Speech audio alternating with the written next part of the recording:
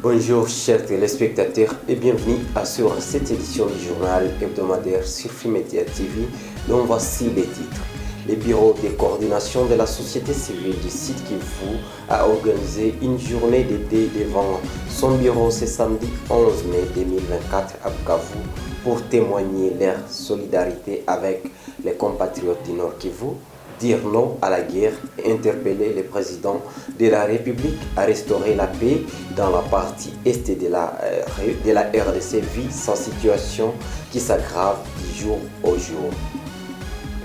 L'artiste musicien Joe Press, originaire de Bukavu, a en fait dévoilé son nouveau single titré Sakayonsa. Disponible sur sa chaîne YouTube, cette chanson s'inspire de l'histoire riche d'Isaïr où Sakayonsa était plus qu'une simple danse, une expression de joie et d'exaltation souvent offerte au président de l'époque, Maréchal Mobutu. À présent, les détails.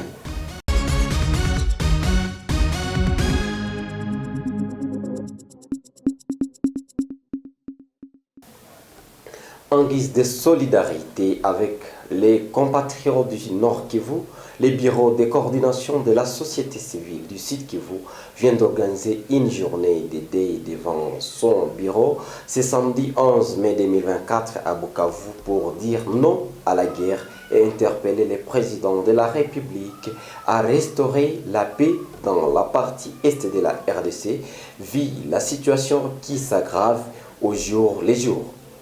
Cette structure condamne le silence des autres provinces face à ces successions de massacres dans les parties Est et qui mettent en danger l'unité nationale et en appelle à la solidarité nationale pour réclamer la paix et la justice. Car trop c'est trop. Divin Chirimwami pour les pauvres. Vêtis en noir tenu de deuil, les membres des organisations de la société civile ont répondu présents à cette journée de deuil organisée par les bureaux de la coordination. La société civile rappelle que depuis novembre 2021, les attaques terroristes du M23 soutenues par les Rwandais ont plongé les territoires de Rutshuru, Nyiragongo et Masisi dans le Nord Kivu dans un chaos indescriptible. Massacres, viols et déplacements forcés des populations sont devenus le quotidien des habitants de cette région.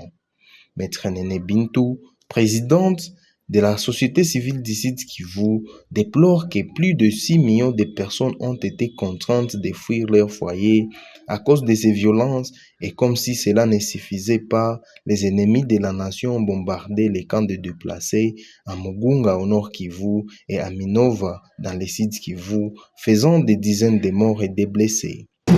Donc le 3 mai, une bombe est tombée dans le cadre des déplacés de guerre et 11 autres sont tombés à Minova. C'est pour cela que nous avons tenu à organiser ces deuils pour être solidaires et exiger la paix et la cessation des hostilités. Le message c'est que le chef de l'État a promis de déplacer son état-major à l'est pour qu'il puisse juguler la situation de l'insécurité Grand 7. C'est pour cela que nous lui rappelons cette promesse-là. La société civile fustige le silence des autres provinces face à ces tragédies qui menacent l'unité nationale. À cet effet, elle annonce une série d'actions citoyennes de grande envergure à partir de la semaine prochaine. L'objectif est de contraindre les autorités à prendre des mesures concrètes pour mettre fin à ces cycles de violence et ramener la paix dans l'Est de la République démocratique du Congo. Les organisations de la société civile environnementale congolaise engagées dans l'agroécologie, la restauration des écosystèmes et la conservation de la biodiversité ont organisé une conférence d'information le jeudi 9 mai 2024 à l'hôtel Palace en commune d'Ibanda. Cette conférence avait pour objectif de sensibiliser sur le rôle crucial de l'agroécologie comme moyen d'adaptation et de lutte contre les changements climatiques dans les bassins du Congo. Kosna Mouigwa pour plus de détails.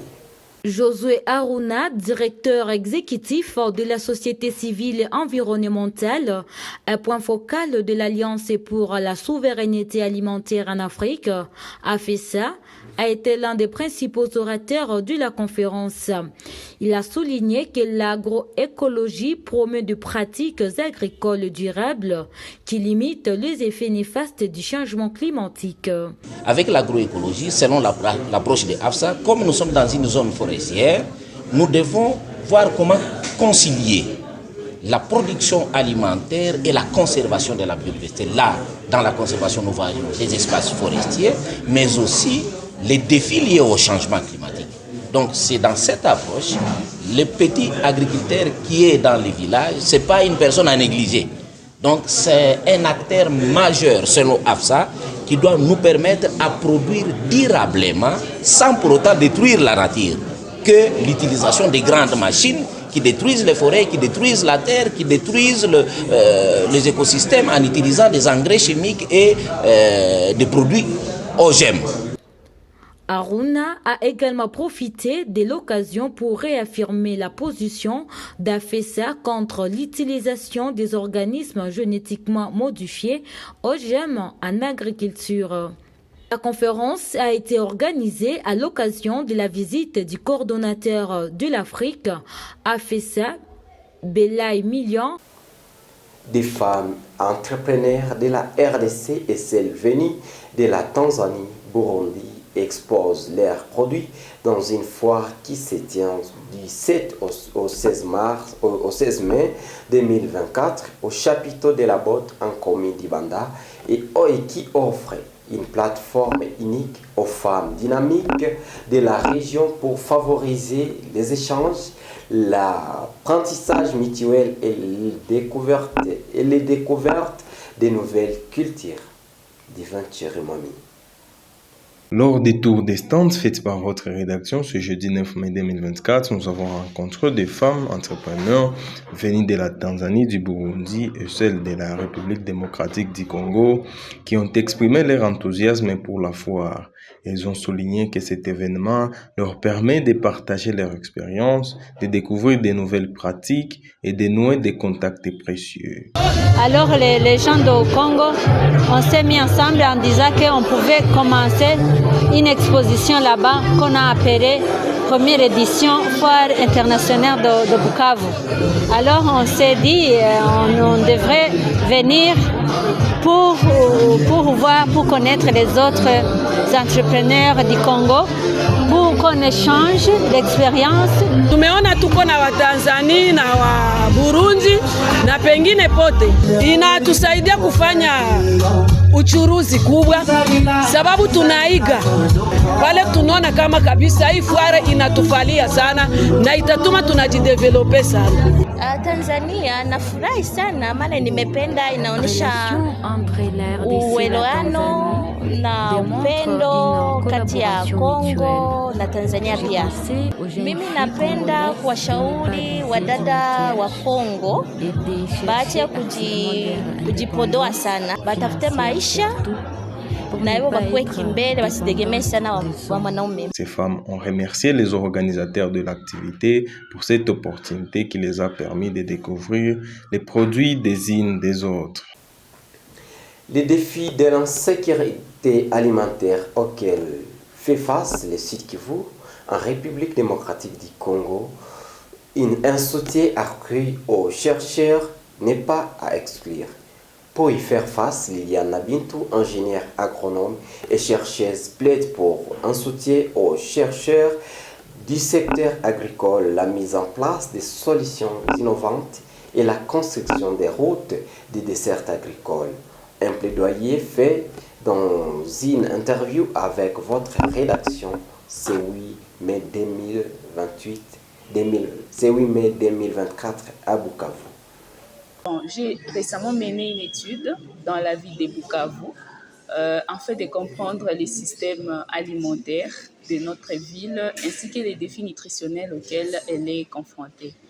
Et là, on s'est rendu malheureusement compte que même dans des communes qu'on pense être les communes aisées, comme la commune d'Ibanda, il y a vraiment beaucoup d'enfants malnutris. Donc, les populations les plus vulnérables, ce sont les enfants et les femmes.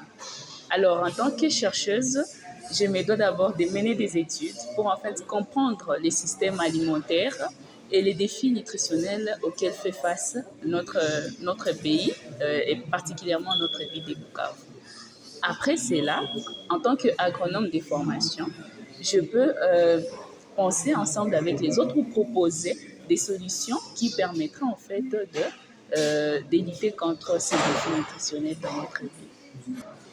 Alors, si on peut aller au niveau du gouvernement, en fait, on s'est rendu compte après notre étude qu'une grande partie des défis est en fait liée à l'absence ou, à la négligence souvent de nos autorités pour ce qui est du secteur alimentaire. On peut produire dans des zones comme Calais et dans tous les territoires, mais les premiers problèmes, ce sont les routes. Les routes des dessertes agricoles sont dans un état critique, pitoyable même. Cela empêche et décourage certains producteurs, n'est-ce pas? On peut apporter des innovations en tant que scientifique, mais déjà quand on n'a pas de route, ça ne marche pas.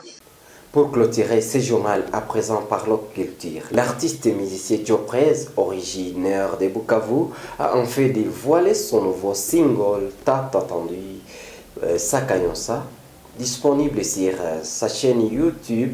Cette chanson s'inspire de l'histoire riche d'Isaïr où Sakayonsa était plus qu'une simple danse, une expression de joie, d'exaltation souvent offerte au président de l'époque, le maréchal Mobutu. Cependant, Joe Prez donne une nouvelle dimension à ces termes en s'adaptant au contexte actuel. Si certains continuent de chanter les louanges des politiciens dans l'espoir d'obtenir des faveurs ou de l'argent, Sakayonsa s'impose comme un cri de vérité. Wanapendaga loku musana hasa kukatiwa viuno wanapendaga tuwachezeye na viuno tuwanyongeye bakunzi na biso balela lokumu lakini kufanya kazi na kuwa ngumu kubatela mboka pena bana muka kulinda raia na mali yake imeshindikana mbona leo kuna mambo ya wabishi. Alors moi j'ai écrit cette chanson pour essayer de contextualiser le terme et le ramener à notre époque aujourd'hui, à l'époque où nous vivons ce que moi j'appelle le culte de personnalité, qui consiste à, pour la population et les jeunes que nous sommes, à glorifier les hommes politiques, les autorités, les chefs, les dirigeants, les décideurs, à les louer, à les glorifier, à chanter, à danser, à déhancher pour eux, tout en espérant peut-être des faveurs, des promotions, de l'argent. Alors moi, ma chanson, elle critique un peu tous cette attitude-là que la population a de louer les hommes politiques, les dirigeants, les décideurs. Et également, cette chanson, ce titre Sakayonsa, interpelle également les politiciens à travailler rien que pour la population et non être là juste pour attendre la gloire, les honneurs. Voilà, chers téléspectateurs, ce qui met fin à notre journal hebdomadaire de ce samedi. À la prochaine.